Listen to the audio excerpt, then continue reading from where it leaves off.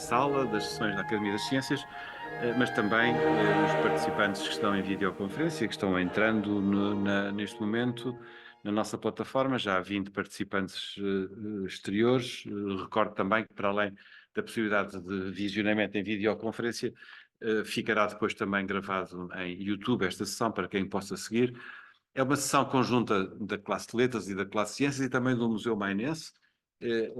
A Maria Inês Alves não está no momento aqui na sala, mas ela também é de alguma forma a alma desta iniciativa e, portanto, deve-se, e eu queria agradecer muito à Maria Inês, que depois ouvirá estas palavras, que não está aqui neste momento, mas agradecer à Maria Inês o seu envolvimento na organização desta sessão, em que vamos ter connosco o Luís Seríaco, que nos vai fazer aqui uma apresentação do seu trabalho mais recente e da sua investigação mais recente sobre esta espantosa coleção, que é a coleção do herbário de peixes, de que a Academia tem uma parte e outra parte no Museu de História Natural em Coimbra, e ele vai nos falar sobre isso. Não me compete a mim fazer aqui referência ao trabalho que ele vai dizer, que nos vai aqui apresentar. Mas referir para quem possa não saber que o Luís é biólogo de formação, fez o doutoramento em História e Filosofia da Ciência e tem trabalhado e publicado de forma abundante em temas de zoologia em particular, de História da Zoologia, de História da Ciência em geral, e desenvolve neste momento um projeto no CIBio, no Biopolis, na Universidade do Porto, onde é investigador no âmbito de projetos desenvolvidos no CIBio. Há muitas das pessoas do CIBio que eu sei que gostariam de estar aqui, designadamente o Nuno Ferrara, mas que, por impossibilidade de marcação de uma outra atividade, pediu-me para aqui apresentar as suas desculpas. Agora que a Maria Inês Alves está connosco, faço o agradecimento que já há pouco fiz e agradecendo o seu empenho na organização desta conferência, que é uma conferência conjunta das classes e também do museu. A Academia tem o privilégio de dispor de um conjunto de coleções documentais, coleções museológicas, relativamente às quais a política da direção da presidência da Academia é a de as tornar como coleções abertas e que possam ser trabalhadas e estudadas por investigadores, como é o caso do Luís Seríaco, ou outros que as queiram trabalhar. Do nosso ponto de vista, a riqueza dessas coleções não pode ser uma riqueza de algo que está depositado, mas é algo que se torna vivo através dos estudos e, sobretudo, dos estudos inovadores que permitem rever classificações antigas, rever estudos e teses e hipóteses de trabalho anteriormente colocadas, porque é assim que se faz a ciência. A ciência faz-se de uma forma que envolve necessariamente, por parte daqueles que a fazem, o gosto da descoberta científica, não fazer tábua rasa daquilo que já foi feito, mas ousar colocar novas hipóteses para o desenvolvimento da investigação. E é essa a nossa atitude enquanto Presidência da Academia das Ciências, e que é, no fundo, a de valorizar o trabalho de investigação que é feito, não apenas na área das coleções museológicas, onde há muitas, mas também, felizmente, aqui a Academia orgulha-se de ter, de facto, conjuntos documentais e materiais não trabalhados ainda, que aguardam trabalho de investigadores e, portanto, é neste espírito de mostrar que as nossas coleções e o nosso património documental e museológico é um património vivo, na medida em que ele possa ser estudado, que nós organizamos esta sessão, agradecendo muito ao Luís a sua disponibilidade para fazer aqui a apresentação deste trabalho e vou dar de imediato a palavra. Ora, boa tarde. Antes de mais, quero dirigir os meus cumprimentos ao Sr. José Luís Cardoso, ao Sr. Carlos Salema, aos demais académicos que estejam aqui, estejam a assistir, à Maria Inês, por ter ajudado a organizar este evento, aos meus colegas e amigos que aqui estão e ao demais público que esteja a assistir, quer aqui, quer em casa. Este trabalho que vou apresentar é o fruto de vários anos de investigação que se iniciaram por volta de 2010 durante a minha tese de doutoramento em História e Filosofia da Ciência e que incide sobre uma coleção muito peculiar e que tem vindo a ser descoberta desde o início dos anos 2000 até agora. Eu vou-vos fazer um pouco a história de como é que chegamos aqui, que coleção é esta, o que é que sabia e quais foram os últimos contributos que nós pudemos dar para a sua compreensão. Vamos também falar um pouco sobre a técnica destes exemplares. Vamos falar um pouco sobre o seu contexto a nível internacional, qual é a sua importância, quantos há, quantos não há. Mas também vamos aproveitar para comemorar um cientista luso-brasileiro que por vezes é esquecido e que este trabalho, esta coleção que vamos falar hoje, é fruto da sua investigação e que demonstra bem, é um exemplo muito interessante de como é que a ciência se fazia no Império Português do século XVIII. É uma história que eu acho muito interessante porque nos ajuda a combater certos preconceitos, certos mitos, certas ideias erradas sobre o que é que era a ciência portuguesa no século XVIII, sobre o que é que era a ciência portuguesa e brasileira, e que nos vai trazer um pouco uma compreensão de que aquilo que nós fazíamos estava ao nível do melhor que se fazia no contexto internacional nesta época. Então, a apresentação é intitulada Um Herbário de Peixes do século XVIII, novos dados para a história de uma rara coleção zoológica brasileira e, se calhar, começamos exatamente pelo ponto mais estranho aqui, mais curioso aqui, que é a própria palavra herbário. Ora, um herbário é uma coleção de plantas, uma coleção de plantas secas, de várias plantas preparadas desta forma, também comumente chamadas chicatas, não é? O que é que isto é? É a representação de um indivíduo, numa planta, que foi coletado num determinado local, num determinado momento, cuja informação dessa coleta está sempre associada nas etiquetas, ela associada, e nos permite na prática, provar a ocorrência daquela espécie naquele local e naquela época. Um herbário serve para muitas coisas, mas principalmente para investigação científica, para investigação sobre a taxonomia desta espécie, a identidade destas espécies, a sua ecologia, a sua distribuição. Mas na prática ele é um espécime biológico, um espécime científico que nós usamos, são a base da nossa investigação em história natural e em biologia. Ora, se isto, o termo herbário, e vocês veem a própria etimologia, herba, coleção, remete para plantas, de facto associá-lo a peixes é algo muito estranho. Mas foi um nome que foi ficando porque talvez não se conhecesse outra forma de representar, de explicar o que é que isto era de uma forma mais direta. Isto porquê? Porque os peixes, a maior parte dos peixes que temos em coleções científicas, em coleções de história natural, são preservadas em meio líquido. Diferentes tipos de líquidos, formol, álcool, outras soluções mais antigas, mas esta é o geral, é o que nós vamos encontrar em qualquer coleção de história natural por esse mundo fora. Sejam elas muito grandes, sejam elas pequenas, esta é a principal forma de preservar um peixe. Isto porquê? Porque permite preservar todo o animal, permite manter a sua tridimensionalidade, permite manter o seu volume e, na prática, conserva todas as características que nós, biólogos, vamos precisar de usar para o estudar. Também há exemplares preparados em taxidermia, são mais raros hoje em dia, foram muito mais comuns no século XIX, partes do século XX.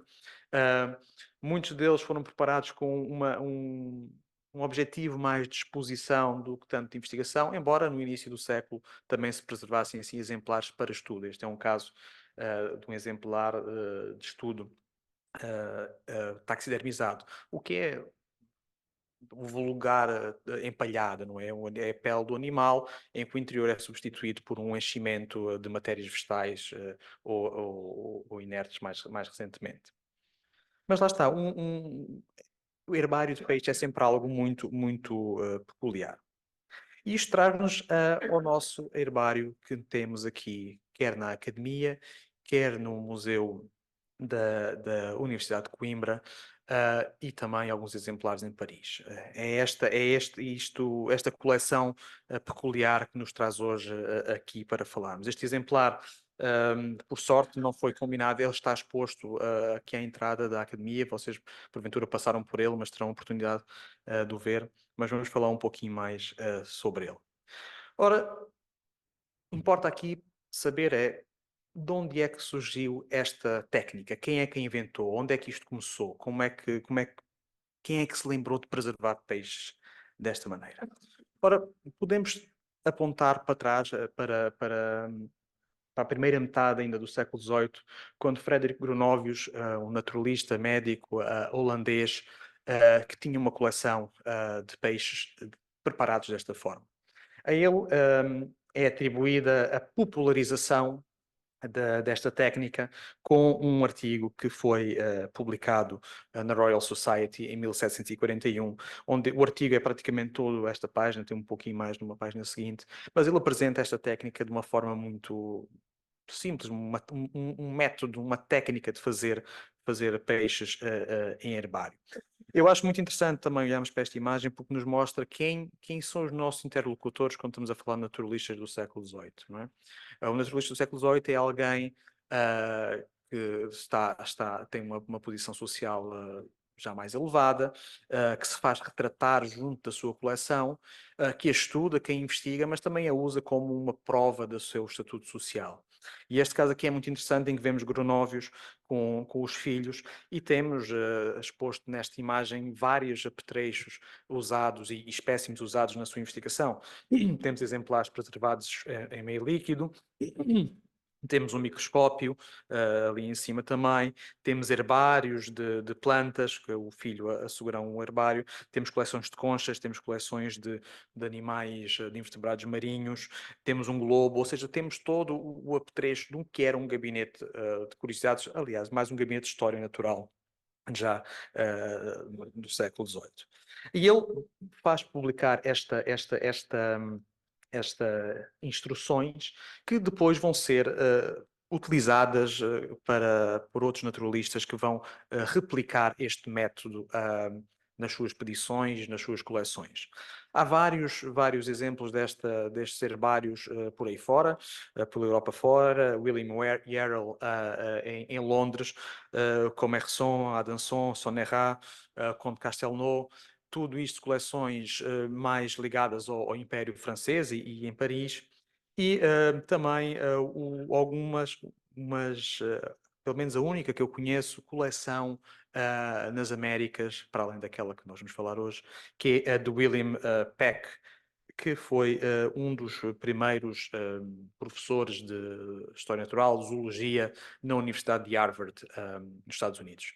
Esta coleção de William Peck ainda hoje existe em Harvard, é uma coleção diminuta, mas é muito interessante porque é também uma coleção do final do século XVIII, início do século XIX, usando esta técnica e focando especialmente em peixes das Américas, neste caso da América do norte, da costa de Massachusetts, ali tudo à volta de Boston e da zona de Harvard. Ora, se esta técnica foi popularizada por Gronovius, foi muito utilizada também no contexto internacional, europeu e até norte-americano, em Portugal também, ele também era conhecida e bastante bem conhecida. Ora, no século XVIII, quando o Portugal começa após a Revolução Pombalina, após o estabelecimento dos primeiros gabinetes de História Natural reais, o Gabinete da Ajuda, o próprio museu aqui da Academia das Ciências, Portugal vai fazer o que todos os países europeus nesta altura estão a fazer. As sociedades científicas vão emitir instruções para os seus sócios, para os seus correspondentes, do modo como querem os exemplares de História Natural sejam preparados e enviados para o museu. Que tipo de informação querem que esses exemplares tragam associados para que, quando cheguem ao museu, não só cheguem em boas condições, mas também cheguem com a informação necessária para serem usados nos trabalhos científicos, nas publicações científicas, nos relatórios e em todas as outras usos que essa informação era dada, de um ponto de vista económico, político e até militar. Ora, numa das primeiras publicações deste género, 1781, as breves instruções aos correspondentes da Academia das Ciências sobre as remessas dos produtos e notícias aqui assuma-se dados, informações pertencentes à história da natureza para formar um Museu Nacional. Este é uma publicação consideravelmente grande, com informações sobre como enviar rochas, como enviar plantas, como enviar o mais diverso tipo de animais, como enviar informações sobre material etnográfico, mas também fala sobre como enviar peixes. E como é óbvio, eles vão apresentar várias soluções de preservação de peixes e a técnica dos peixes herborizados, chamemos-lhe assim, a técnica do Gronóbios, vai estar bastante bem plasmada nesta publicação. Ou seja, nós sabemos que os nossos académicos, os nossos cientistas, os nossos naturalistas da época tinham acesso, conheciam a técnica. E não só, estas publicações não eram só de um cariz, como é que ia dizer, num cariz institucional. Alguns anos mais tarde, José António de Sá vai fazer também, publicar o compêndio de observações que formam o plano de viagem política e filosófica que se deve fazer dentro da pátria. Basicamente, mais um manual de instruções para aqueles que vão fazer viagens, de como recolher material, de como anotar, como fazer todas estas observações. Ele vai também apresentar a mesma técnica e de uma forma muito, muito semelhante àquela que tinha sido apresentada nas instruções da Academia. Ou seja, o que nós temos aqui é a evidência muito clara de que no contexto português seguia-se a tendência geral que por toda essa Europa as nossas técnicas eram as mesmas que estavam a ser usadas por a Europa fora. Ora, eu tive a oportunidade de, em 2011, repetir esta técnica. E isso tive essa facilidade porque os textos que nos chegaram até hoje com estas instruções mostram de facto uma técnica muito simples de fazer. Não é?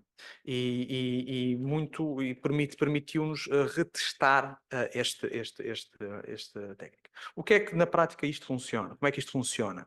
O animal, o exemplar, após morto, após ser pescado, não é?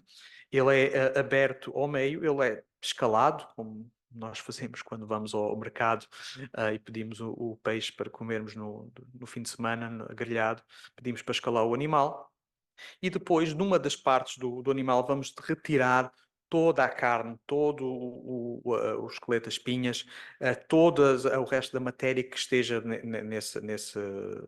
nessa metade. Isto é feito com um bisturi para tentar cortar o máximo, sempre com a atenção de evitar fazer um golpe na pele para que ela não se estrague. Após esta parte, a única coisa é muito simples. O exemplar, a pele do exemplar é colocada numa cartolina e é prensada como se prensa qualquer outro herbário. E na prática o que vamos ficar ali é com uma visão lateral do animal, com todas as características que a espécie tem. Como os vertebrados têm assimetria bilateral, como temos um lado, em princípio, temos o outro, a não ser que haja uma anomalia, ou alguns casos de animais em que esse plano mudou um pouco, como vamos ver.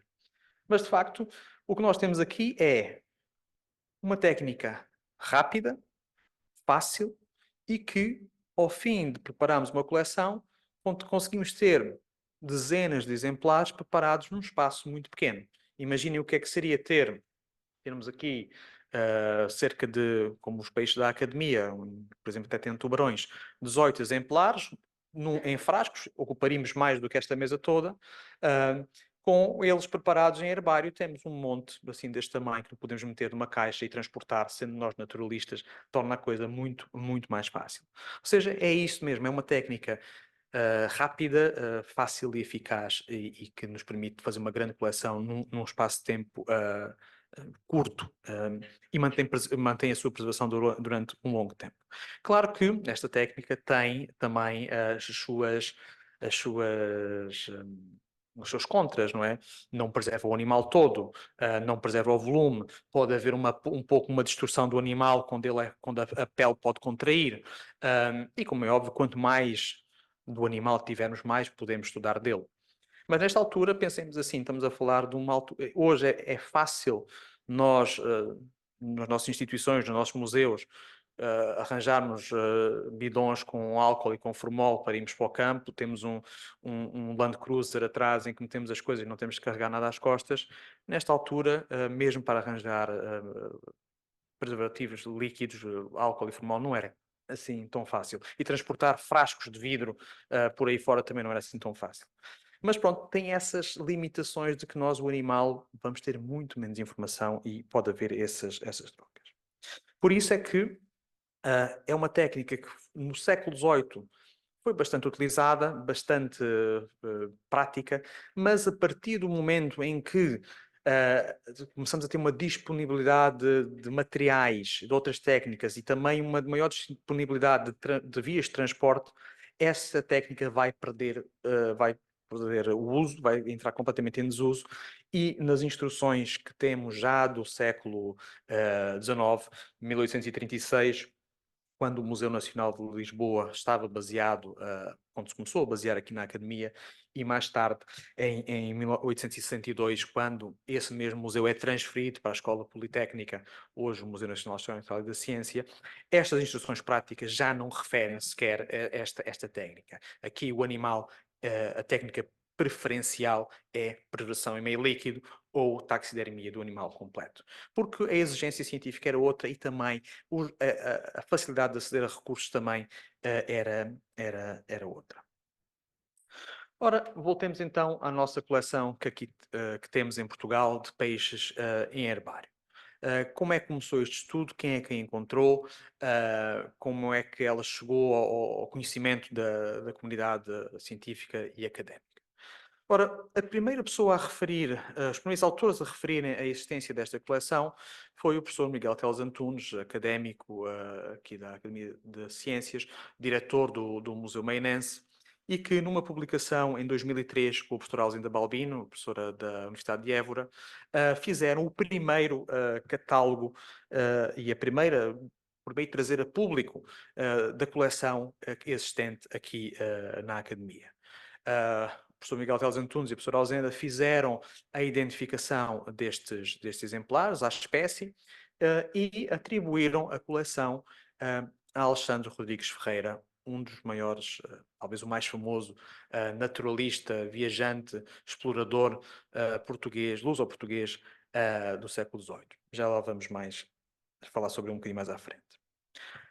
Alguns anos depois, em 2011, no âmbito da recuperação do hoje Museu da Ciência da Universidade de Coimbra, durante toda a revisão das coleções e a recuperação das obras que foram feitas e a nova dinâmica que foi imprimida na instituição, encontrou-se uma coleção igual a esta que aqui temos. Ora, esta notícia foi muito famosa, correu o país, correu o Brasil, foi publicada numa notícia do Público aqui em 2011, que ainda hoje é muito usada, muito citada. Se formos, por exemplo, às páginas da Wikipédia sobre Alexandre Rodrigues Ferreira, sobre coleções, esta notícia é a primeira referência que lá está. E o incrível desta coleção é que é uma coleção maior do que a que está aqui na Academia, são cerca de 68 exemplares, eu já vou apresentar o número a seguir, mas é uma coleção muito semelhante a todos os níveis a esta que aqui está. A mesma técnica, o mesmo estilo de letra, há algumas alterações a nível do bordo em que os animais estão postos, mas o impressionante é que ela estava guardada nesta caixa que vemos aí, debaixo do anfiteatro da zoologia. Não sabia que estava ali, foi uma surpresa, daí o espanto e a excitação relativamente a esta descoberta. Ora, tal como o conjunto da academia, os autores os investigadores que olharam para a coleção de Coimbra também seguiram a ideia de que a coleção seria de Alexandre Rodrigues Ferreira. A lógica aqui prendia-se com uma coisa. Alexandre Rodrigues Ferreira é o mais famoso e a sua expedição filosófica ao Brasil, zona do Amazonas, do Mato Grosso, é talvez a mais mítica e lendária expedição. E sabemos, sim, que a expedição trouxe para Lisboa centenas e milhares de exemplares de história natural. E então a lógica era um bocado, o Alexandre Rodrigues Ferreira foi o nosso explorador no Brasil, estes peixes são do Brasil, são do século XVIII, são de Alexandre Rodrigues Ferreira. É uma hipótese que, na ausência de outras evidências, parecia ser a correta. Esta imagem que mostro aqui é uma imagem que uma aguarela sobrevivente da expedição do Alexandre Rodrigues Ferreira demonstra uma parte da expedição já no Mato Grosso, numa segunda parte da missão. Esta expedição filosófica ao Brasil, ordenada pela coroa portuguesa, durou 9 anos, foi de 1783 a 1792, e percorreu o equiparável a uma volta ao mundo, cerca de 40 mil quilómetros pelas bacias do rio Amazonas, Madeira, Guaporé e outros pequenos rios brasileiros da América do Sul. É, sem dúvida, uma das maiores, se não mesmo a mais extensa expedição científica do século XVIII, principalmente do ponto de vista, claro que não podemos comparar com aquelas de circunnavegação em que se passava à volta ao mundo de barco, mas não esta, com pontos de coleta ao longo de toda esta coisa, ou seja, é uma expedição muito rica e intensa. E como é óbvio, coletou e trouxe para Portugal centenas de peixes das mais diversas espécies do Amazonas e destes rios. Por sorte, temos que boa parte destas ilustrações referentes aos peixes coletados por Alexandre ainda hoje existem aqui nas coleções do Museu Histórico Natural da Ciência, no seu arquivo histórico, e também temos as listagens do material que esta expedição nos trouxe. E estas listagens são muito completas e muito detalhadas. Nós podemos pensar, coisas do século XVIII, a coisa era feita assim um bocadinho mais à toa. Não. Nós temos as listagens por local, com as espécies que foram coletadas, com o número de espécies e às vezes com a referência à forma como eles eram enviados. Se eram enviados em frascos com líquido, serão enviados preparados. E ajuda-nos isto o método de recolher e preparar e remeter, conservar os produtos naturais, que é um manuscrito também existente aqui nos arquivos do Museu Histórico Natural e da Ciência, em que foi um documento feito pelos naturalistas do Gabinete Real da Ajuda, em que basicamente o seu documento de estudo era aqui que eles é o rascunho que eles fizeram para si próprios para se prepararem para as viagens. Ora, o interessante aqui, na relação, quando olhamos para os envios do Alexandre para os sítios onde coletou, é que não há referência a peixes arborizados. Ora, estes exemplares acabaram por vir todos para o Real Gabinete da Ajuda. Ainda hoje o edifício histórico está na parte do tabuleiro inferior do Jardim Botânico da Ajuda. Eu estive hoje de manhã lá dentro, tivemos a fazer uma nova visita ao espaço, e este aqui era, sem dúvida, o centro nevrálgico da ciência portuguesa, da história natural portuguesa no século XVIII e início do século XIX. E foi para aqui que todas as coleções vieram. E, sendo a ajuda este hub científico, o que acontecia era que as coleções que lá estavam eram riquíssimas, bastante vastas, e a ajuda acabou por servir como providenciador de coleções a outras instituições, entre as quais a Academia das Ciências.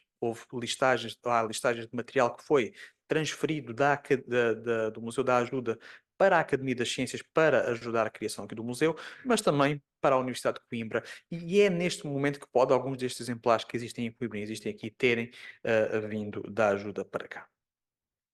Depois houve outro momento em que o material foi levado da ajuda, e isto parente com as invasões francesas em 1808, quando, devido à riqueza conhecida por essa Europa fora, do que estava guardado no Museu da Ajuda, a direção do Museu Histórico Natural de Paris, por Cuvier, em grande conjugação com Napoleão, envia um naturalista, Saint-Hilaire, a acompanhar a expedição militar a Portugal, com o objetivo expresso de vir visitar estes museus para requisitar, as palavras deles, tudo o que fosse interessante para o Museu de Paris.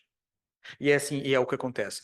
Eu tive também a oportunidade, da semana passada, de estar em Paris, não só vi alguns dos exemplares levados, mas vi também a coisa, para mim, mais fantástica, devia ter colocado daqui, que é literalmente o passaporte assinado por Junot, em que diz, em que dá autorização a Saint-Hilaire para que abram as portas de todas as coleções em Portugal. Ou seja, basicamente é o passaporte para o saque, está assinado em Paris com a assinatura do Duque de Abrantes e com o carimbo. E neste momento são muitas coisas levadas para o Museu Central de Paris, em França. Ora, deste material ainda muitas coisas lá estão, mas o interessante é que a maioria do material que lá está de peixes é material deste género. Peixes taxidermizados montados e peixes em meio líquido. Interessante também, não nos podemos esquecer desta parte, que é muito importante.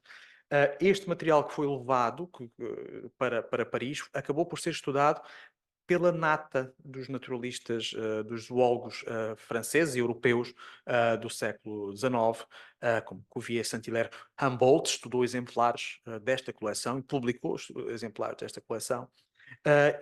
Serviram estes exemplares para a descrição de algumas das espécies mais icónicas, das maiores espécies que há na Amazonas, como por exemplo ali o Arapaima-gigas, o pirarucu, aquele peixe gigantesco do Amazonas, foi descrito com base no exemplar levado por Saint-Hilaire da Ajuda. Mas aqui estamos a ver poucos exemplares em herbário. Das coleções da Ajuda que foram levados, encontrei apenas 4 exemplares que são em herborizados. Colocam-se então algumas questões. Depois de toda esta introdução, vou entrar na parte mais o que é que me levou a revisitar estas coleções. Há aqui várias questões.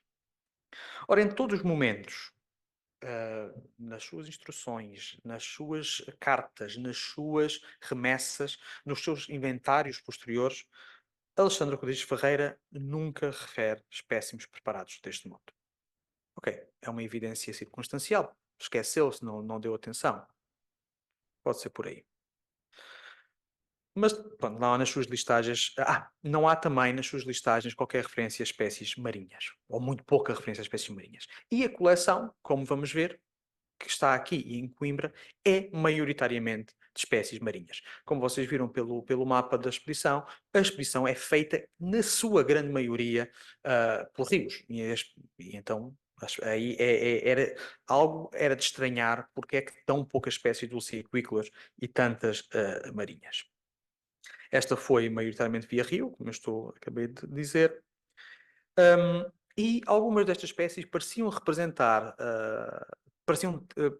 alguns dos exemplares pareciam representar espécies cuja distribuição era restrita às zonas onde o Alexandre Rodrigues Ferreira nunca coletou. Ora, todas estas questões, em cima umas das outras, levaram-nos a questionar esta situação. Se todos os autores, incluindo eu, em 2011, aceitava a questão do Alexandre Rodrigues Ferreira, olhando para isto com mais atenção, começámos a ter algumas dúvidas e então quisemos pensar disto de outra forma. E é então que nos surge um potencial coletor, um potencial criador desta coleção, que é Frei Mariano da Conceição Veloso. É um frade luso-brasileiro, nascido em Minas Gerais, que se vai notabilizar como um grande naturalista. Vai ser também sócio aqui da Academia das Ciências, quando vem para Portugal, e tem um papel de extrema importância no iluminismo português, quer aqui na Academia, quer do ponto de vista das publicações científicas, com a tipografia do Arco do Cego, mas também com a vasta obra científica, que só hoje começamos a perceber o quão vasta ela é.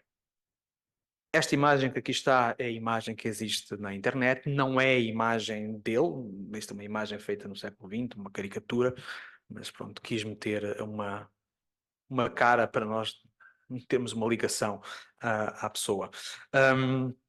Ele, em 1781, é-lhe pedido pelos governos coloniais que comece a coletar material de história natural na área da sua atuação, que era do Rio de Janeiro a São Paulo.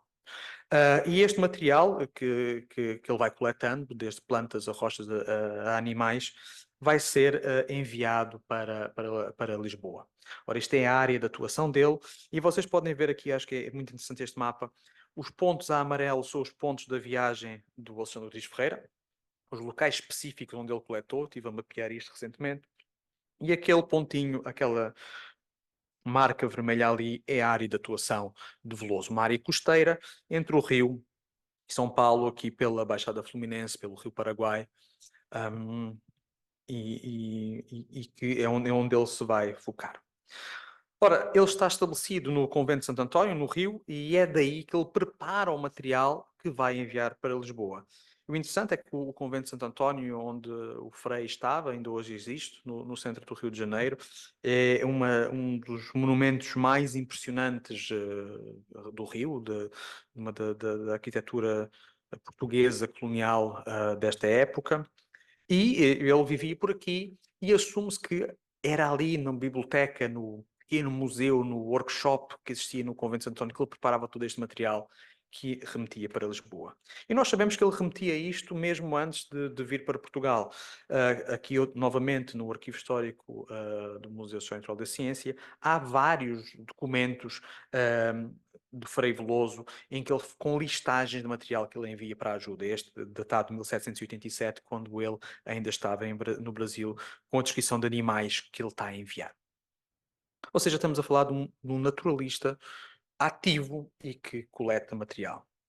Ora, em 1790, ele acaba por viajar para Portugal com o Luís Albuquerque Melo e Cáceres, que era governador então no Mato Grosso, está a voltar para Portugal, e ele volta com ele trazendo as suas coleções para o Museu da Ajuda. São 70 caixões com material. Dentro destes caixões vinha uma das coisas mais importantes para a ciência da altura, que é o herbário e o manuscrito da Flora Fluminensis, que era a flora que ele tinha feito, que ele coletou plantas desde o Rio até São Paulo, e que seria a primeira botânica, a primeira compilação, a primeira flora do Brasil. Ora, esta obra de grande importância para a época já só vai ser publicada após a morte do Frei, mas vinha nesta remessa. E esta talvez seja a obra pelo qual Frei Veloso é mais conhecido. Ele é conhecido como botânico, o pai da botânica brasileira. Mas nós sabemos que começamos a saber que ele fazia mais do que isso. Ora, é aqui, nesta carta existente na Torre do Tombo, neste relatório que ele faz, Martinho Melo e Castro, em que ele refere que dentro destes 70 caixões há também uma coleção de todos os peixes de água doce e salgada, feita por um novo método e por outro de insetos marinhos e terrestres. E é esta frase que me leva a pesquisar mais e a pensar, foi ele que fez esta coleção. Esta coleção de insetos marinhos e terrestres, para além do herbário de peixe, sobrevive muito pouco. Os poucos exemplares que sobrevivem deste herbário de invertebrados também estão aqui na academia. E, para além disso, fala de uma outra coleção que estamos a estudar agora com colegas do Brasil, mas também aqui de Portugal, que é esta coleção de borboletas impressas pela fécula colorante de que se cobrem as membranas das suas asas. Ele diz que é uma obra tão rara e estimável que tem o suplicante, ele, não haver outra em gabinetes reais por essa Europa fora. Ora, é engraçado, este livro também está aqui no Museu de História Natural e da Ciência, da Universidade de Lisboa. E é engraçado porquê? Porque eu estava a estudar o arquivo na altura do meu doutoramento e vejo este livro, era um livrinho pequeno de borboletas e que se assumia que eram desenhos de borboletas do Brasil. Mas quando eu leio esta parte de borboletas impressas pela fécula colorante, eu fiquei, alto lá, o que é que isto quer dizer? Ora, as borboletas Lepidoptera, do grupo dos Lepidópteros, a próprio nome indica-nos uma coisa: as suas asas são feitas por escamas. E o que nós temos aqui nesta coleção, são as páginas, vocês veem o desenho das borboletas, mas quando nós metemos aquela borboleta, aquela página debaixo de uma lupa, de um microscópio, nós vemos que aquela cor não é pintada, mas é sim as escamas da borboleta que lá está. Ou seja, o que nós começamos a ver aqui é que Frei Veloso, para além de um botânico, era também um zoólogo, e um zoólogo que estava a usar as técnicas de preservação de exemplares mais diversas e mais em berra naquele tempo. Mas o que nos vem mostrar exatamente e que nos vem provar que a coleção era dele é a descoberta deste manuscrito na Biblioteca Nacional do Rio de Janeiro. É um manuscrito de Frei Veloso chamada Ictiologia Fluminense. Ou seja, se ele escreveu a flora fluminense, as plantas daquela região, estava a escrever também a Ictiologia Fluminense. Ora, a ictiologia é o estudo dos peixes. Não é? E então, este manuscrito é uma lista de todos os peixes que ele coletou, de todos os peixes que ele tinha na sua coleção e a sua descrição. E então, com isto, dissemos, é ele. Encerramos o caso. Mas quisemos ir com mais atenção. O que é que fizemos nesta altura? No início do ano passado, revisitámos as coleções, quer de Coimbra, quer aqui da Academia, e com a colaboração de colegas do Museu Nacional do Rio de Janeiro, especialistas nesta fauna, não é? Estamos a falar de uma fauna de peixes do Brasil, então convém envolver os colegas do Brasil que sabem mais do que isto, certamente do que eu. E olhámos para os exemplares, medimos, contámos camas, de modo a conseguirmos identificar estas espécies o mais precisamente possível. E o interessante é que conseguimos chegar em praticamente todos à espécie em particular. Ora, e porquê é que isto é interessante? Porque a partir do momento em que sabemos a espécie, sabemos a sua distribuição. E a partir da sua distribuição vamos começar a perceber de onde é que de facto eles vieram, se vieram do Amazonas ou não, se vieram do norte do Brasil ou do sul do Brasil. Mas eu quero focar aqui, antes de irmos para essa parte dos exemplares em si, este caso muito particular. Uma das coisas que nós vimos, quer no herbário, quer neste livro, é que haviam nomes científicos, nomes binomiais, latinos, que nunca foram publicados. Não eram nomes usados por naturalistas da altura e não são nomes usados por naturalistas de hoje. Eram nomes novos. Que indica o quê? Indica que o Frei Veloso reconhecia aquelas espécies como novas e reconhecia que elas não tinham nome, então estava-lhe a dar um nome novo. E o interessante deste caso é que, comparando os nomes científicos criados de raiz neste manuscrito com os nomes científicos que estão escritos no herbário, eles são os mesmos, ou seja, há uma correspondência direta. Vamos aplicar neste caso. Este caso é um exemplar do Museu de Coimbra. Ali em cima diz o P é de peixes, TH torácicos, era uma das classificações dos grupos por parte do Linneu, Labros, o género, e depois, vê-se um bocado mal, mas diz Levis. Ora, Labros levis não é um nome que ainda hoje não existe, é um nome que não existe na altura e hoje não existe, é um nome que só existe associado a este animal e ao exemplar. E também temos aqui uma outra coisa que muitos deles têm, que é um nome em português, pescadinha. Pegamos no manuscrito Labros levis. Não há mais nenhum sítio onde estes nomes estejam em conjugação. E depois pescadinha, aqui do lado, aqui em baixo, temos pescadinha, que é o que está no animal, e no manuscrito temos em lusitânico pescadinha branca. E interessante aqui, ele diz nobis, que é novo. Ele reconhecia esta espécie como uma espécie nova para a ciência na altura, então criou o nome. E esta associação prova-nos claramente que o manuscrito e os peixes eram parte do mesmo projeto da criação desta ictiologia. Ora, os resultados deste trabalho foram publicados recentemente na revista Zootaxa e quem estiver interessado, eu terei todo o gosto de enviar o artigo. A autoria foi por mim, por alguns dos alunos de doutoramento que estão aqui na sala, a Bruna, o Tiago Semedo, o Lucas Garcia, do Brasil, e o Cristiano Moreira, que é o curador de ictiologia no Museu Nacional do Rio. Vamos aos números. Sabemos também que o que nós temos hoje é apenas uma parte do que era a coleção original. Ora, há um catálogo do Museu da Ajuda, em 1795, ou seja, já incorporando as coleções que Frei Veloso tinha entregue em 1790, que fala em 720 exemplares de peixes preparados pela metade, ou seja, esta coleção. Ora, hoje sobram um pouco mais de um décimo. 68 no Estado de Coimbra, 17 na Academia de Ciências e 4 no Museu de Paris. Destes, 5 representam 5 espécies de água doce e 53 de água salgada ou marinhos. Mais interessante ainda, e aqui é que eu acho que damos um salto qualitativo na compreensão desta coleção e da sua importância científica. Isto não é apenas uma coleção curiosa, não é apenas uma coleção, ai, tão gira, um peixe em herbário, uma coisa tão rara. Não, não. Esta era uma coleção de investigação, de trabalho, das quais, das 58 espécies que estão aqui representadas, que sobreviveram até os dias de hoje, das outras não sabemos, não sobra nada, 44 eram desconhecidas em 1790. 44 não estavam descritas para a ciência.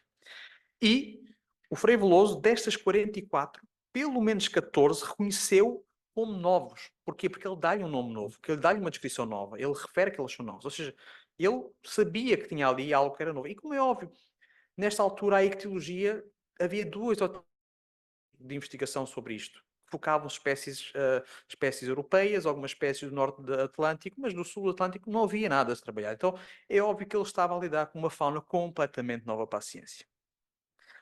E o mais interessante é que destas 44 espécies que eram novas na altura, algumas delas só vieram a ser descritas para a ciência ou no final do século XIX ou já no século XX. É o caso do Mulus argentina, apareceu-me aqui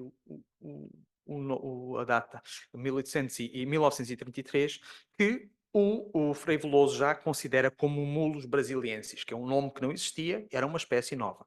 Aqui, por sorte, nós conseguimos chegar à espécie através da contagem, já agora para quem não é ictiólogo, a Judita aqui não me deixa mentir, uma das formas de nós identificamos a espécie através da contagem das suas camas, dos raios peitorais, das barbatanas. Isto tudo são características morfológicas que a sua combinação nos permite chegar à espécie. E esta aqui representa um Mulus argentina, descrita em 1933 apenas, mas que o Veloso já lhe chamava Mulus brasiliensis.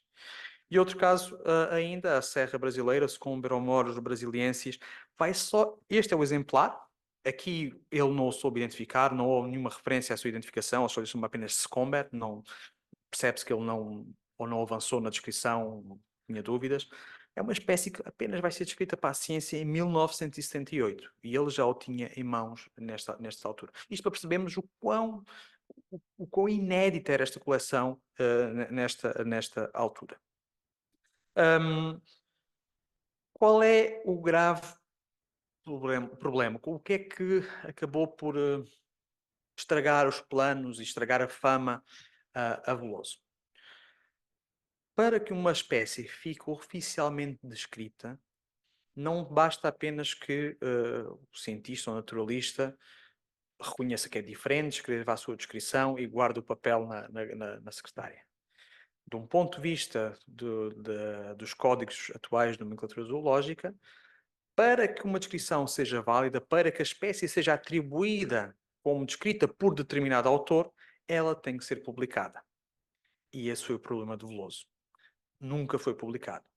Caso esta obra tivesse sido publicada, Veloso teria a primazia científica, a autoria de dezenas de espécies novas para a ciência, algumas delas, e como são a maior parte de peixes marinhos, alguns dos peixes mais pescados dos dias de hoje, alguns dos peixes com maior distribuição dos dias de hoje, teriam sido descritos por Frei Veloso, por este luso-brasileiro, e que assim a não publicação e o esquecimento deste manuscrito durante centenas de anos, 2 centenas de anos quase, faz com que tivéssemos esta ideia, não faziam nada. Não, faziam. Por azar, não se publicou, senão isso teria sido a sua referência. Ora, estamos a aproximar-nos do final da apresentação. Eu quero dar aqui alguns casos que evidenciam muito aquilo que eu vos falava da questão da distribuição das espécies. Este exemplar é da Academia, um tubarão de toda a costa ocidental, oriental da América do Sul e da América do Norte. Como podem ver, este exemplar era daqueles que, esta espécie é daquelas que não nos ajudava muito. Isto porquê? Porque a sua distribuição, apesar de ser costeira, ela também existia nas costas onde o Alexandre Rodrigues Ferreira iniciou a sua viagem, em Belém do Pará, no norte do Brasil. O mesmo caso da Fistularia tabacária, nós podemos ver aí a sua distribuição corre toda a costa brasileira. Ou seja, estes casos não nos davam grandes evidências, podia ser coletado onde quer que fosse. Nós entramos então para os casos em que, de facto, a distribuição destas espécies é apenas no sul do Brasil. Okay? O peixe marimbá, um Diplodes argenteus, que é basicamente do grupo das nossas douradas, podem ver a sua distribuição geográfica conhecida é apenas naquela zona costeira em que, de facto, bate certo com Rio de Janeiro, São Paulo e sul do Brasil. E tem ali ao lado a fotografia, a imagem do mapa das coletas de Alexandre Rodrigues Ferreira Amarelo e do Frei Veloso, para mostrarmos que era impossível ter sido coletado por Alexandre Rodrigues Ferreira. Há mais casos. O Mulos Argentina, aquela nova paciência, e só em 1933 foi descrita, a mesma coisa, só no sul do Brasil. O linguado, há várias espécies de linguado. Este não é o que nós temos na academia, este é um exemplar da Universidade de Coimbra, mas a mesma história, a mesma distribuição apenas no sul do Brasil. E a raia viola com uma distribuição ainda mais limitada àquela zona ali. Mas talvez a prova mais definitiva ainda é os poucos peixes de água doce. Temos aqui o surubim da Paraíba, uma das espécies mais ameaçadas do Paraíba do Sul, que apenas ocorre na bacia hidrográfica do Paraíba do Sul. E para quem não conhece muito a geografia do Brasil, o Paraíba do Sul é exatamente entre o Rio de Janeiro e São Paulo, nas áreas de coleta de Frei Veloso. E o mais interessante neste exemplar, é uma espécie já hoje muito rara, ameaçada, e estes exemplares que sobrevivem nas nossas coleções hoje são talvez os maiores exemplares conhecidos desta espécie. Ou seja, ao longo dos últimos 200 anos, a espécie não só tem desaparecido, como cada vez os exemplares disponíveis são menores. Ou seja, nós temos aqui um outro tipo de informação que nos permite voltar atrás no passado para conhecer melhor estas populações de peixes. Principais conclusões. As coleções da Academia de Ciências de Lisboa, do Museu da Universidade de Coimbra e os espécimes de Paris são definitivamente parte da coleção de José Maria André Conceição Veloso. Serviu como base da ictiologia fluminense. Esta coleção e o manuscrito eram uma e a mesma coisa, há uma ligação direta entre os dois. E Veloso reconheceu e descreveu várias espécies a alturas novas para a ciência. Estes espécimes, preservados nas nossas coleções hoje, representam os mais antigos peixes sul-americanos preservados em coleções de história natural de todo o mundo. Há poucos exemplares assim. Há os do Alexandre Rodrigues Ferreira no Brasil, também desta altura, 1780 e 1790, mas pouco mais há preservado por essas coleções de todo o mundo, e acreditem, as coleções de história natural espalhadas por este mundo são gigantescas, mas muito poucos são tão antigos e desta região. O que traz a esta coleção uma importância ainda maior. São, por isso, um património único a nível nacional, além de Lisboa e Coimbra, isto não é propriamente uma coisa que haja em todo lado, e a nível mundial também são bastante raros. E, como eu espero vos ter transmitido aqui durante esta apresentação, são um exemplo ímpar de como é que a ciência se fazia no século XVIII. Não só como os peixes eram coletados, como eram interpretados, como eram descritos. Vou acabar com apenas não diria uma provocação, mas um motivo de reflexão. E é engraçado o professor Carlos Salema ter feito uma pergunta há bocado que vem muito relativamente a isto. Nós hoje olhamos para este exemplar e... Ok, é um peixe seco, herborizado, do século XVIII, e assumimos que as respostas que ele nos pode dar são limitadas. Afinal de contas, tem pouca informação, o que ali está é o que ali está. Mas nós já vimos através desta apresentação, espero eu, que mesmo assim já nos conseguiu dar mais informações sobre como fazer ciência. Mas mais do que isso. Nos dias de hoje, um espécime de história natural não é apenas aquilo que ali está à nossa frente. um exemplar de história natural, um exemplar preservado no museu, tem camadas e camadas e camadas de informação que nós, devido à tecnologia, conseguimos hoje voltar a tirar. Aquilo que há tempos atrás era impensável, o animal está ali, conseguimos contar as camas, medir o animal e um pouco mais. Através da tecnologia hoje nós conseguimos tirar informações que os coletores originais nem sonhavam que existia. Para não falar já da parte de DNA, que nós conseguimos hoje cada vez melhor extrair DNA destes exemplares, o que nos permite não só fazer a identificação taxonómica mais correta da espécie, como por vezes chegar à população de onde é que aquele animal veio, conseguir comparar isso com as populações atuais para percebermos como é que a população cresceu ou diminuiu ao longo do tempo. Mas também conseguimos analisar as partes, os químicos associados, os isótopos associados, de onde é que aquele animal veio, se havia poluição, se não havia poluição, o que é que estava na água, onde é que aquele animal estava. E esta imagem aqui, claro que é com um exemplar mais recente. Eu gosto muito desta imagem, não só porque ela é visualmente bonita, mas porque aquele sapinho que ali está fui eu que o apanhei em Angola em 2015 e acabou por servir como exemplo para esta imagem. Isto é um sapo, é uma espécie nova que estamos a descrever, nova para a ciência. Mas através daquele exemplar, hoje a tecnologia, e nomeadamente os CT scans, permite-nos fazer tudo isto sem o destruir. Vocês conseguem ver que conseguimos ver o sistema circulatório, o sistema musculatório, o sistema nervoso, os músculos, os ovos, os parasitas, aquela imagem que ali está em baixo são os parasitas dos animais. Conseguimos ver o esqueleto, conseguimos ver os ouvidos do animal lá dentro, conseguimos ver a densidade do esqueleto, conseguimos imprimir isto tudo. Ou seja, nos dias de hoje, estes exemplares de história natural do século XVIII, do século XXI, eles vão nos responder a todas as perguntas desde que nós as sabemos fazer.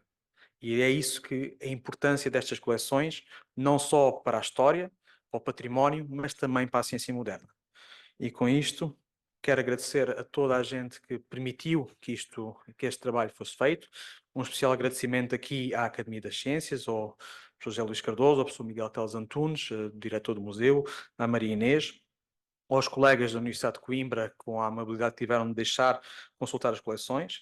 Não posso deixar de agradecer aqui ao Museu de História Natural e da Ciência, que me acolheu desde há mais de 15 anos, quando eu era um jovenzinho, e a Judite, que me acolheu no arquivo e que permitiu que eu começasse a fazer estas aventuras pela história da ciência. À Branca Moriés, que tem sido a pessoa que eu mais chatei por e-mail a pedir acesso aos arquivos. Aos colegas do Brasil, aos colegas atuais do Frei Veloso, o Frei Rogério Brunório do Convento de Santo António, ao pessoal da Biblioteca do Rio, do Museu Histórico de Paris, do Carnegie Museum, ao professor Nuno Ferran de Almeida, do diretor do CBIO e do Biopolis, pela coragem que teve de investir num centro de investigação em biodiversidade numa área de história da ciência, e aos membros do meu grupo, do NetEast, do CBIO, alguns deles aqui presentes que têm acompanhado estas investigações. Muito obrigado, espero que tenham gostado, fica à vossa disponibilidade para questões. Obrigado. Muito obrigado, Luís. O Luís disse que isto permite-nos fazer as perguntas certas, e esta é também a altura de quem quiser fazer as perguntas certas, as fazer ao Luís. Abrimos sempre aqui um período de discussão, de comentário, e pedia a quem estiver a seguir-nos online também que me faça um sinal caso pretenda usar da palavra, vamos abrir a conversa a quem estiver interessado em fazer perguntas, e peço só depois ali que cheguem aqui o microfone. Sim, Carlos Salema. Gostava de fazer uma... Só um segundo, só para aqui com o microfone. Não, está aqui, vem já aqui. Mas podes-te virar ali para... Eu gostava de fazer uma pequeníssima intervenção para dizer quão gostei da apresentação do Luís. Realmente é extraordinário. Quando vim para aqui hoje a correr, não estava à espera de um princípio de tal tão extraordinário. Portanto, muito obrigado porque a gente aprendeu de uma maneira que parecia que era uma coisa que era só prevista. É só uma coisa que está ali no museu e tal. Não vale mais do que isso. Não é nada disso. E emendou completamente a minha noção para que é que serve e qual é o valor hoje de uma coisa que foi feita há 2 séculos. Muito obrigado. Muito obrigado.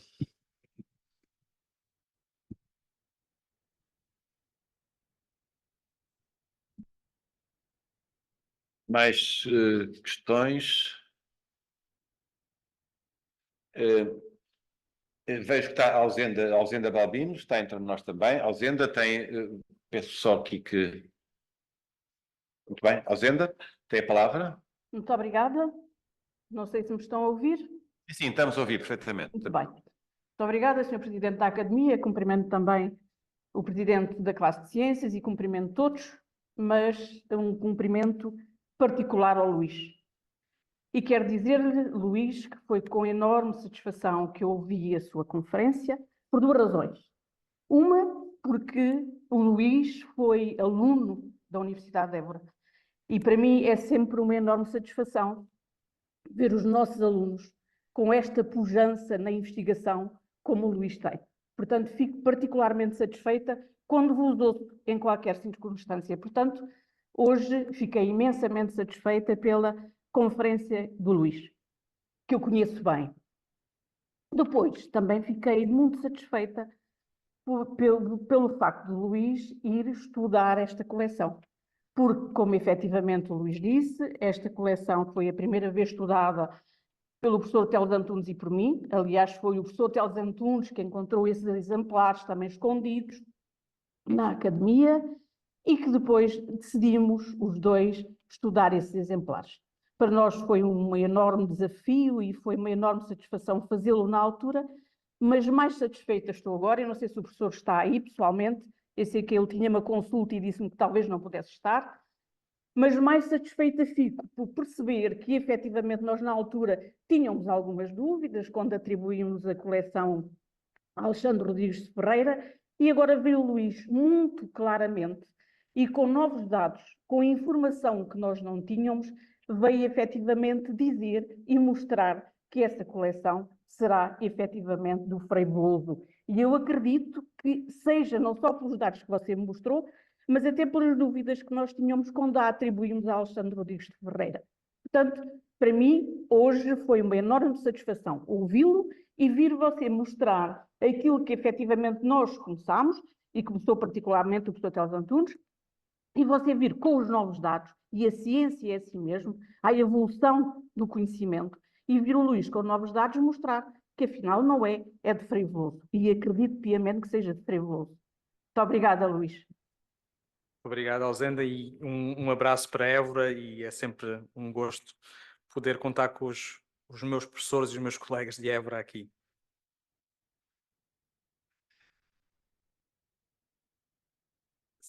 Sim, sim, tem a palavra. Claro que eu sou botânico, mas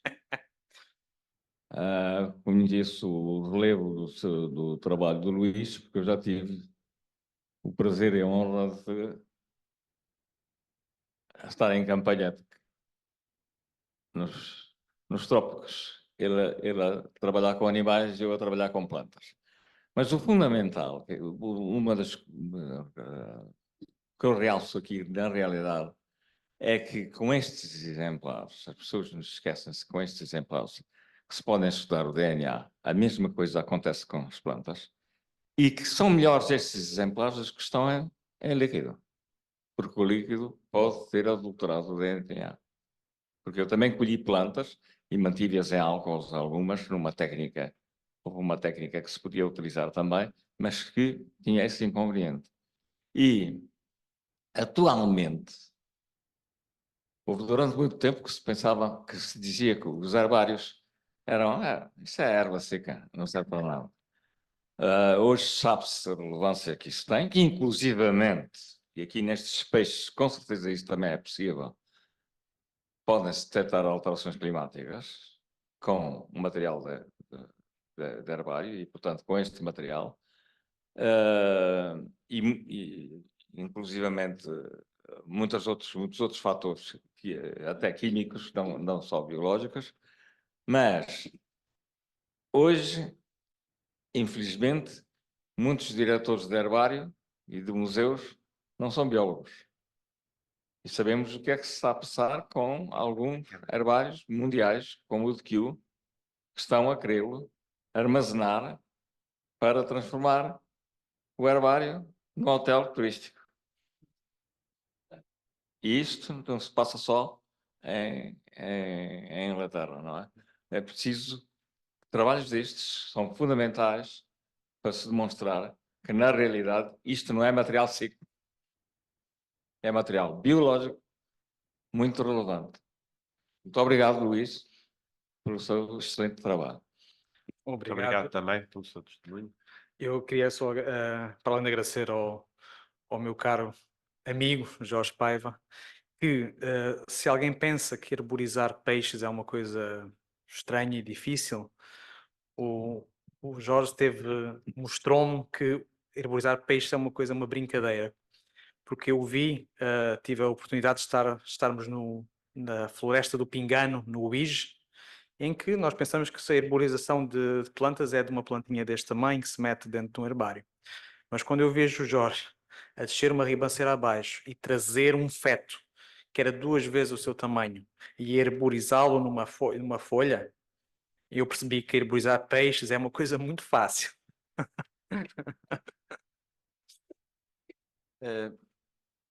Enquanto outras questões não surgem, eu também tinha uma questão que colocar ao Luís.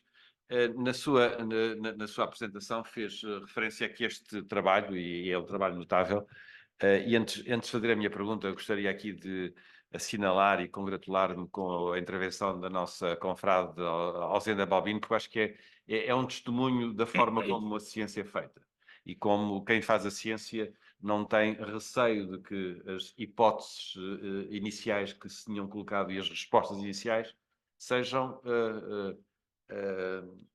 no fundo, não propriamente contestadas, mas sejam confirmadas ou infirmadas como resultado do próprio trabalho científico. É essa a essência do trabalho científico e eu creio que esta sessão valeu também pelo testemunho da Alzenda Balbino, a quem muito agradeço a forma como aqui sublinhou a qualidade do trabalho do Luís Seríaco. A minha questão esta dá-nos um testemunho da forma como se faz ciência no século XVIII, mas há um lado de como se faz a ciência que envolve também a divulgação e a publicação da ciência, e ela, neste caso, falhou, e que envolve também as redes, não apenas científicas, mas as redes de poder. Uhum. E a minha questão é a seguinte: no fundo, o Frei Veloso não conseguiu publicar a Flora Fluminense como ele queria quando veio para Lisboa, do Brasil. E sabemos que houve imensa polémica sobre essa publicação e ela só vai ocorrer depois da morte dele, uma publicação póstuma em 1825. Ele também não publicou a sua Ictologia Fluminense e, portanto, ela ficou manuscrita. Não sei se ela chegou a vir para Portugal, para o Reino, e se depois regressou de novo ao Brasil, ou se ficou sempre lá, uma vez que ela está hoje na Biblioteca Nacional do Rio de Janeiro. E a questão que talvez para futuras investigações que me assalta é a seguinte: nós sabemos da ligação fortíssima que o Frei Mariano Frei Mariano da Conceição Veloso tinha a Dom Rodrigo Sousa Coutinho, Uhum. o grande homem que cria a Sociedade Marítima, Militar e Geográfica, com um projeto político e imperial muito claro, e que cria a tipografia do Arco Cego, a Casa Literária do Arco Cego, imbuída desse mesmo espírito. E o Frei Mariano é o homem, é o braço direito do Dom Rodrigo neste período, sobretudo da criação da Casa Literária, onde o Frei Mariano traduziu as obras que quis, publicou as obras que quis, contratou os naturalistas brasileiros e os desenhadores brasileiros que quis, de uma forma que mostra que ele tinha, de facto, acesso a uma das principais fontes do poder neste período de finais do século XVIII, e que era, de facto, o ministro primeiro dos Domínios Ultramarinos, depois presidente do Real Erário, e a grande figura, o grande consultor e conselheiro do príncipe regente e do Dom João VI. E a minha questão é esta, porque, estando ele próximo, afinal, do poder, se haveria razões de natureza científica que o tivessem desistido do projeto de publicação, quer da Flora Fluminense, quer da Ictologia, porque para quem publicou como ele, noutras áreas, e que traduziu como ele, noutras áreas, digamos, envolvendo a atividade da Casa Literária do Arco Cego, é espantoso como é que ele não deu sequência aos seus projetos mais de natureza científica, e a questão que se coloca é as dúvidas que existiam, por exemplo, em relação à qualidade científica do trabalho da Flora Fluminense, se de alguma forma se podem colocar em relação a este. Parece que não. Mas, mais do que a questão, aquilo que eu queria aqui chamar a atenção é a importância que estas redes de sociabilidade científica e de poder têm para, no fundo, tornar ou não possível a publicação de uma obra como esta que aqui nos trouxe. Eu, neste caso, pronto, eu trabalhei muito mais outros personagens do século XVIII português, Domingos Jandelli, como o professor também já trabalhou. O Frei Veloso é um personagem que eu, infelizmente, dediquei menos informação. Não sei até que ponto, pronto, e aqui eu vou começar a conjecturar, não é? Se tem tanto a ver com o facto de haver dúvidas sobre a qualidade científica do trabalho, porque, aliás, há numa sessão da Academia das Ciências de Lisboa uma intenção de publicar a ictiologia do Brasil e a ictiologia do Reino, que seria feita por Van Derlen. Porque é que isso acaba por não acontecer? Eu não posso conjecturar. De facto, quando nós olhamos para a obra do Frei Veloso, quer a publicada, quer a manuscrita, quer as traduções, é imensa, não é? E terá faltado tempo, terão faltado recursos, não sei. Mas é interessante lembrarmos também que, mesmo nas áreas da zoologia, ele de facto, por exemplo, traduziu penso que do Barbour a helmitologia, que ele chama a helmitologia portuguesa, ou seja, o estudo dos invertebrados, mas ele estava a preparar também um aviário brasiliense, e do qual sai um primeiro volume, uma primeira installment, como dizem os ingleses, não é? Em que faz uma introdução à ornitologia, muito interessante. Basicamente, uma introdução, o que é uma ave, quais são as características da ave, os tipos de bicos, toda a morfologia, não é? Basicamente a introdução, mas depois os outros volumes acabam por não ser publicados. E esse aviário brasílico, que ele chama, seria também o equiparável à ictiologia fluminense, é a primeira ornitologia do Brasil. Não sei se, lá está, é algo que eu acho que mais historiadores de ciência, mais pessoas dedicadas podem começar a explorar o porquê, de facto, muitos destes outros projetos de história natural e de zoologia não terem visto a luz do dia, se foram questões de ordem política, ordem económica ou até coisas mais do dia a dia, como falta de tempo. E não nos podemos esquecer também que as invasões francesas não ajudaram. Muito deste material foi e voltou de França para Portugal. Relativamente à questão sobre o manuscrito, não consigo, não sei neste momento se ele de facto veio com a coleção e voltou para o Brasil. Nós não temos a história do manuscrito feita ainda. Mas sabemos, por exemplo, que e este manuscrito eu não o conhecia até muito pouco tempo atrás. Foi o trabalho da professora Ermelinda Pataca que o levantou, que fez a referência a ele, e nós, através daí, fomos atrás do manuscrito e conseguimos comparar com os peixes.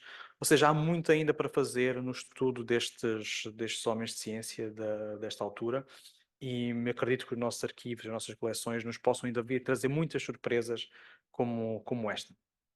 Bem, muito obrigado. Vejo que Ângela Domingos, que está também connosco, penso que pediu também para fazer uma pergunta, pôr uma questão. Ainda está, Ângela? Está. Ângela, como está? Peço só que dê... não estamos a ouvir ainda, Ângela, só um segundo. Ângela, não estamos a ouvir ainda. Agora acho que já estão. Muito boa tarde, como estão? Quero, em primeiro lugar, cumprimentar o Luís Ceríaco pela magnífica intervenção que fez e, de alguma forma, a questão que eu tinha já foi colocada pelo Sr. Presidente da Academia. É uma questão que, de alguma forma, me tem levado a pensar um pouco e a não encontrar soluções, e por isso mesmo eu gostava de conhecer um pouco a opinião fundamentada, obviamente, do Luís a esta questão, que é a razão pela qual não se publica muita desta informação. Falou isso há pouco, com toda a certeza que se sabe nesta altura. Muitas destas novidades são importantes para a ciência. Por outro lado, através dos fundos documentais, nomeadamente do Museu do MONAC, nós sabemos que há contactos entre estas redes de conhecimento, há espécies que se trocam, há amostras e sementes que se trocam, os naturalistas e os homens de ciência trocam entre si correspondência, então a questão que eu continuo a colocar é porque é que não se publica mais em Portugal e se há coisas que podem parcelarmente explicar, não explicam na sua totalidade, como é o caso das invasões francesas, porque é que nós continuamos às vezes a dizer que a ciência que se faz em Portugal durante este período, finais do século XVIII, inícios do século XIX, não é tão relevante quanto temos de facto provas de que ela foi inovadora e teve contribuições magníficas, como aquelas que nós acabamos nesta conferência de aprender. Muito obrigada. Obrigado, Ângela. É de facto uma pergunta e uma dúvida muito relevante e que eu tenho trabalhado mais no contexto do Alexandre Rodrigues Ferreira, não é? Isto porquê? Porque, de facto, o que nós temos após pronto, isto saindo um pouco aqui do caso do Veloso, que não tem elementos nem tempo de estudo para pensar mais sobre ele para além daquilo que vos apresentei aqui hoje, mas, por exemplo, no caso do Alexandre Rodrigues Ferreira é muito interessante. As coleções que ele traz, os animais que ele traz, são animais novos para a ciência, a sua grande maioria. Ele faz algumas descrições ainda quando está no campo, e vários manuscritos mostram isso. Ele descreve uma tartaruga, mata-mata, ele descreve o peixe pirarucu, ele descreve outros peixes muito icónicos e grandes do Brasil. Mas essas depois, quando chega, acabam por não ser publicadas. Mas há uma coisa que eu, no caso do Alexandre, acho mais interessante, que é as coisas depois vão para Paris e acabam por ser publicadas por vários naturalistas, mas aí está, são publicados por vários naturalistas. O Alexandre Rodrigues Ferreira, quando vem da sua viagem, fica diretor interino do Jardim Botânico e do Real Gabinete, e nós, através dos arquivos que temos no Arquivo Histórico aqui do Museu de História Natural, conseguimos ter uma ideia muito concreta do que era o dia-a-dia do Jardim Botânico e do museu, em que ele era o único investigador que lá estava, era o responsável. E vemos e aqui um desabafo que qualquer biólogo aqui na sala vai reconhecer, as coisas não mudaram muito do século XVIII para os dias de hoje, em que temos um investigador altamente especializado, com uma coleção fantástica, em que lhe é pedido para que ele vá apanhar ananases para enviar para as quintas do rei, ou que faça um relatório para isto, ou que faça um relatório para aquilo, ou que tenha que pagar ao funcionário. E basicamente nós acabamos por estrangular a capacidade de tempo e de trabalho do investigador, não é? Humboldt, quando voltou das expedições, passou anos a escrever. Alexandre Rodrigues Ferreira, quando voltou das expedições, passou anos a fazer burocracia e não a escrever ciência. Daí um pouco também essa coisa. Também temos outra hipótese que é muito levantada por muitos estudadores da ciência, como a Ângela sabe, que é alguma deste material poder ter sido considerado confidencial por parte da coroa, se não querer que esta informação saísse. Eu acho que em certos casos isso pode fazer sentido, em outros não. Noutros casos não há razão porque é que não se publicassem os peixes, não há razão porque é que não se publicassem as aves, não era um recurso tão estratégico assim que ficasse cá escondido. Mas pronto, como disse, e eu concordo plenamente, é uma área de investigação aberta, não inteiramente respondida. Algumas coisas, porventura, não conseguiremos responder, outras acredito que vamos conseguindo construir esse conhecimento ao longo à medida que vamos olhando para os nossos arquivos. Enquanto outras perguntas não surgem, mas poderá também, Luís, haver uma outra razão, talvez porventura mais mesquinha, em que eu compreendo que o Luís possa não a querer enunciar, mas que tem a ver com a rivalidade entre cientistas e eu chamo a rivalidade para não dizer inveja ou não dizer maldade, porque às vezes também é disso que se trata. E nós sabemos histórias acerca do Vandélio. E sabemos que o Vandelli era um personagem particularmente importante e de referência na Academia das Ciências de Lisboa. Portanto, e a questão é muito simples.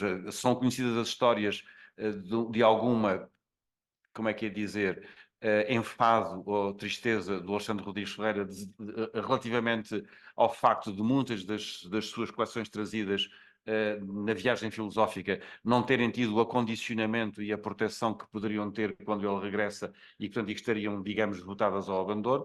E estes fenómenos podem ter a ver com a incúria, mas podem ter a ver também com a vontade, digamos, a não vontade de dar projeção a outros naturalistas, como é o caso de Alexandre Rodrigues Ferreira e Frei Mariano.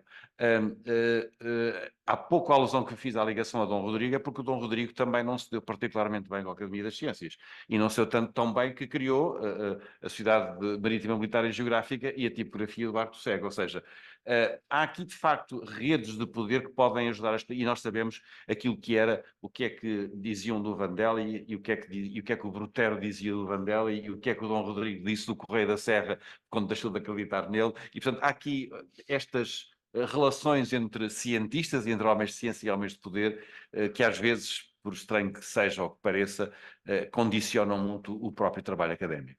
Sem dúvida, e voltando ao que eu disse, do século XVIII para o século XXI, às vezes as diferenças são muito poucas. Mas eu aí gostava de adicionar mais uma, como é que ia dizer, alguns dados novos que tenho estado a trabalhar. Eu, neste momento, um dos meus trabalhos, dos meus projetos de investigação no CIBio, para além de toda a minha parte mais africana, é a parte, de facto, de uma revisão desta missão do Alexandre Rodrigues Ferreira e, em particular, com um ênfase muito particular nas coleções que ele trouxe, que sobrevivem, como é que estas coleções, nomeadamente zoológicas, foram trabalhadas por ele e por outros, qual o impacto científico até aos dias de hoje destas coleções. E há aqui uma coisa que é interessante. De facto, quando nós começamos a olhar de um ponto de vista até quantitativo para o que está nas remessas e o que está no catálogo de 1795, ou seja, 5 anos depois dele chegar, vemos que o número do que ele envia é infinitamente maior do que aquele que em 1795 cá está. Não é algo de estranhar. Quem faz trabalho de campo em regiões remotas percebe as dificuldades que é transportar, preservar material, e acidentes acontecem. Até nos dias de hoje, quantas vezes eu no campo chego ao fim de umas semanas a Luanda, está no meio do mato, e alguns dos exemplares que preparamos estragaram-se ou algo desse género assim. Então imaginemos, nesta altura, e imaginemos também que alguns destes exemplares que faziam uma viagem sozinhos, na prática, não é? O Alexandre continuava nos sítios e enviava pelo Amazonas acima até serem exportados para Lisboa, com muitas coisas partiriam, estragariam ao longo do prazo. Ou seja, pode sim haver alguma incúria, pode sim haver também alguma maldade, mas são processos de perda normais, especialmente quando falamos do século XVIII, em que as condições de transporte eram diferentes.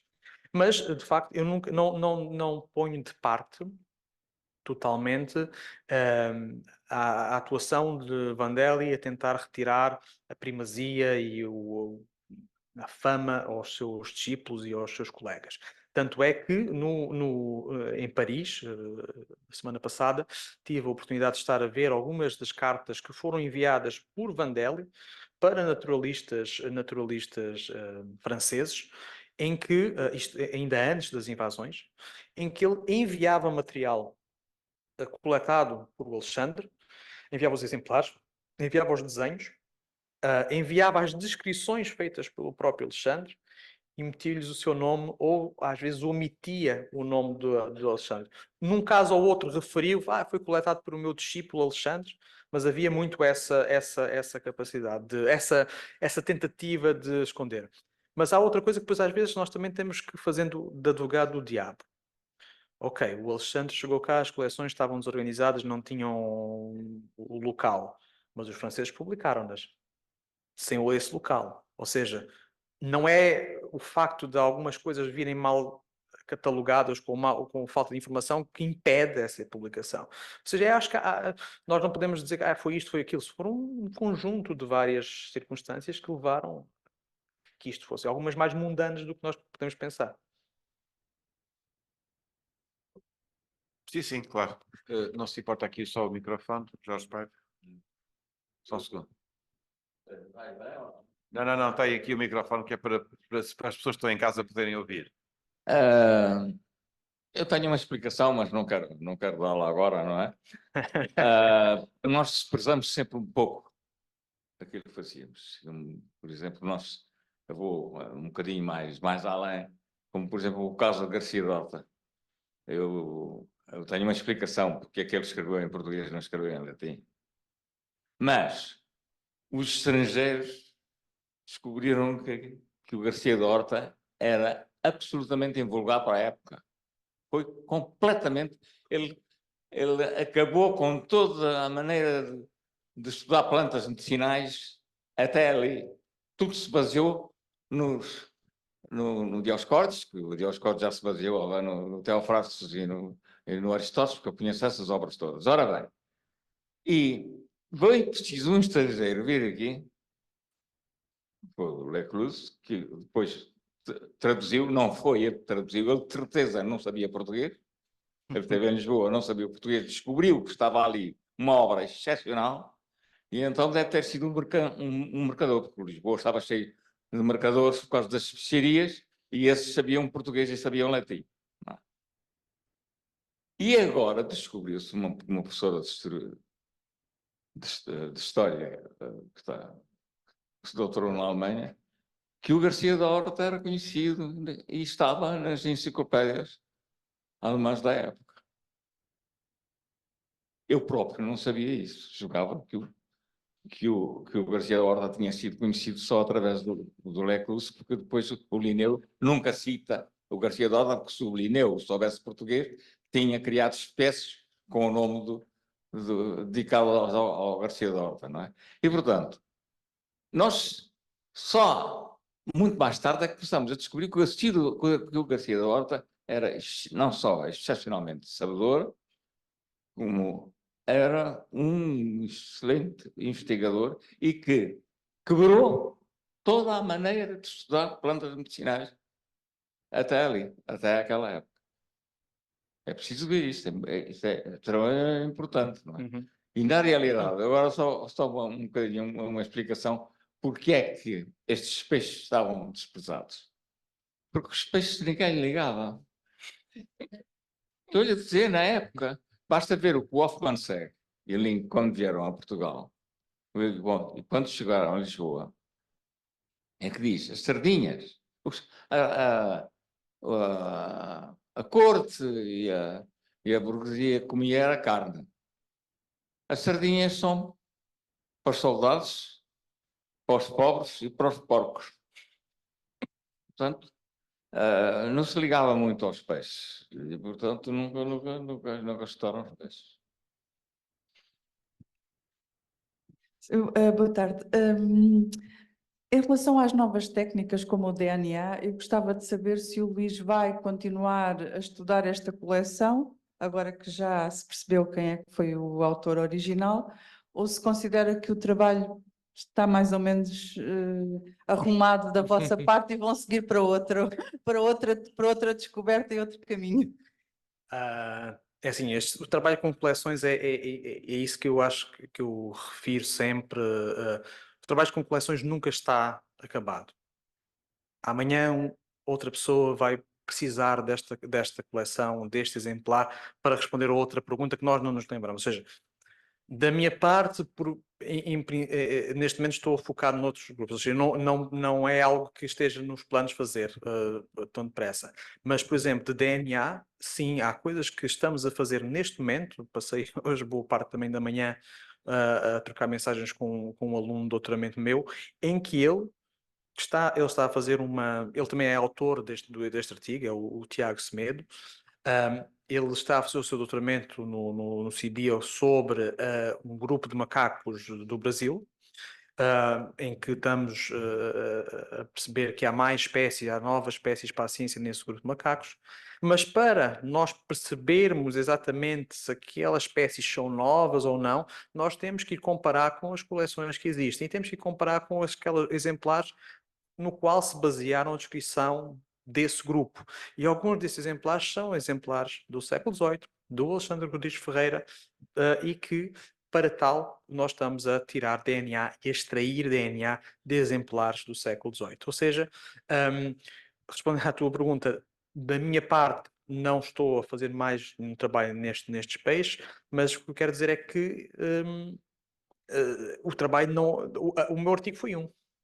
Muitos mais podem vir a fazer, e eu acho que para alguém interessado, estou a dar um exemplo, alguém que queira saber sobre a evolução de populações de algumas destas espécies de peixes no Atlântico Sul, tem aqui uma janela única para conseguir extrair DNA de uma população de há 200 anos atrás, como não vai ter mais lado nenhum, não é?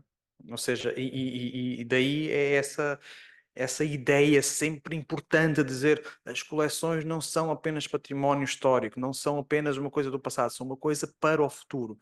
Podem ter 200 anos, não interessa.